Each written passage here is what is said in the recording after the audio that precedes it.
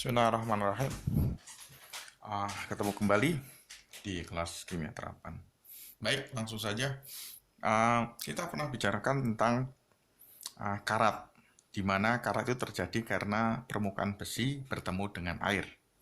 Kita ilustrasikan ulang. Jadi kalau saya ada besi, ini besi, ya kan? Ya kan? Kemudian ketemu dengan air, ini air, ya kan?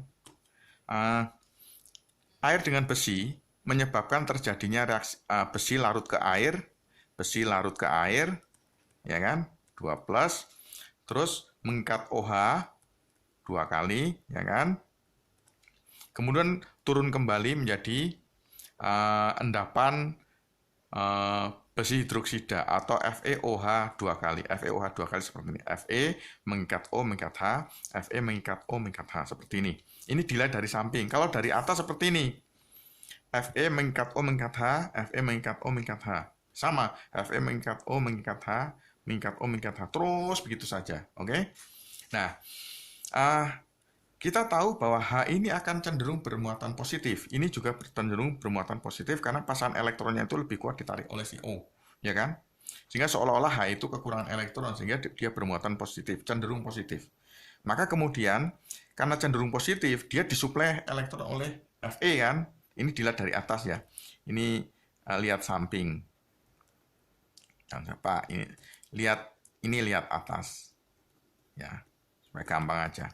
Sehingga karena H ini disuplai elektron oleh si Fe, oleh si besi, maka dia menjadi lepas menjadi netral. Ini lepas menjadi H2. Ini juga lepas menjadi H2. Itu ya. Ya kan? Kemudian ada Fe lagi larut ke air lagi. Terus begitu saja, ya. Nah, kemudian ini Fe mengikat 2O ini bergabung, ya, menjadi Fe terikat O, Fe seperti ini. Nah, seperti ini. Fe-nya 2 diikat oleh si O, kemudian Fe juga mengikat si O, dia mengikat O dengan 2 ikatan. Ini ada 4, 1, 2, 3, 4. Satu lagi mana? Diambil oleh si FeOH yang lain, begitu. Di sana terus ada FeOH yang lain, ya. Maka kemudian ini kan berulang, ya kan? Terus akan berulang-ulang.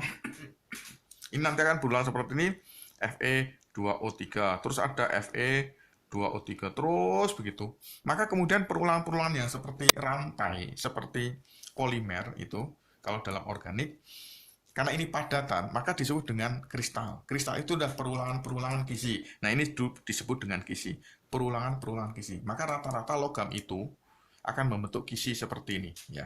Nah, ini yang disebut dengan logam oksida atau besi oksida karena logamnya adalah besi. Oke? Yang kemudian digambarkan permukaannya menjadi seperti ini. Yang sebelah kroak, sebelah lagi kemudian ada tumpukan oksidanya. Ini oksidanya, oksida logam, oksida besi. Ini yang larut, ya kan? Besi larut, ya kan? Yang kemudian beraksi kemudian kembali. Ini besi atau Fe yang murni, ya kan? Maka karat itu akan menutupi permukaan, tapi khusus besi dia masih punya celah lubang-lubang begitu. Ini juga tertutupi gitu kan, tapi ada yang larut, ini juga ada yang larut gitu ya. Oke. Nah, pertanyaan bagaimana mencegahnya? Oke. Mencegahnya ya karena ini ada logam, maka di sini ada air. Maka jangan sampai air dan logam ini kontak. Maka kemudian dilapisi dengan apa biasanya cat, bisa dengan oli, ya kan, bisa dengan apa pelapis yang lain, misalnya kalau ditempeli dengan vernis itu juga bisa, atau dengan plastik misalnya, itu juga mencegah karat, tapi harus divakum dulu, dihilangkan dulu uap airnya.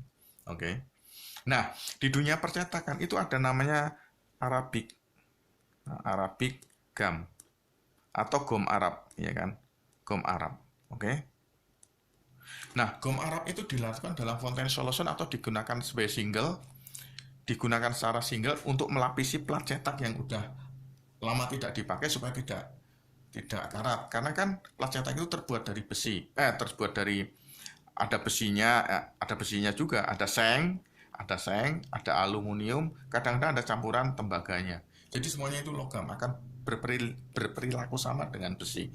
Dia bereaksi dengan air. Nah, Arabicom ini ya, kalau dilihat, aduh, oke, Arabicom, cukup, cukup. Arabicom, misalnya saya lihat plat seperti ini dilihat dari atas. Arabicom itu ya, dia punya struktur seperti ini, segi 6, segi 6, terus terhubung dengan segi 6 lagi, segi 6 lagi, terus ini C ya, ini seperti ini ya kan, dia juga akan bereaksi begini dengan segi 6 lagi ya kan, terus gitu kan, kimia segi 6 ini gugus seperti benzena, gugus benzil gitu kan, seperti ini. Nah, dia juga mengikat S seperti ini.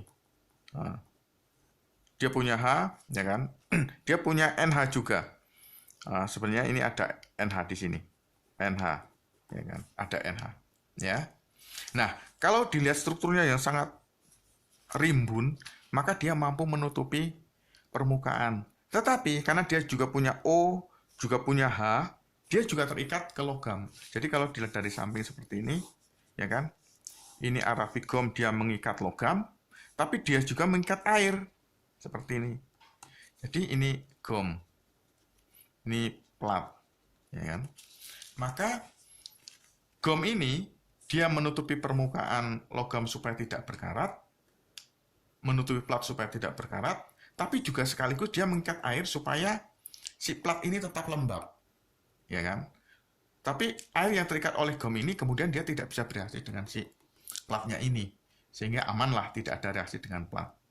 Nah, karena ada pelapis sekaligus air juga ngumpul di gom ini, maka kemudian si plat ini kelembabannya lumayan tinggi, sehingga dengan adanya gom ini akan menambah kemampuan pembasahan si air, karena kemudian dia akan terikat di gom terikat di plat. Ya, maka ada dua fungsi si gom ini, yaitu pertama membantu mencegah karat, yang kedua adalah mengikat air untuk menjaga kelembapan plat. Ya, ada di itu fungsinya seperti itu. Demikian kuliah kali ini. Jadi sekarang kalian tahu minimal apa manfaat gom Arabik dan bagaimana cara kerjanya. Oke, saya tutup. Assalamualaikum warahmatullahi wabarakatuh.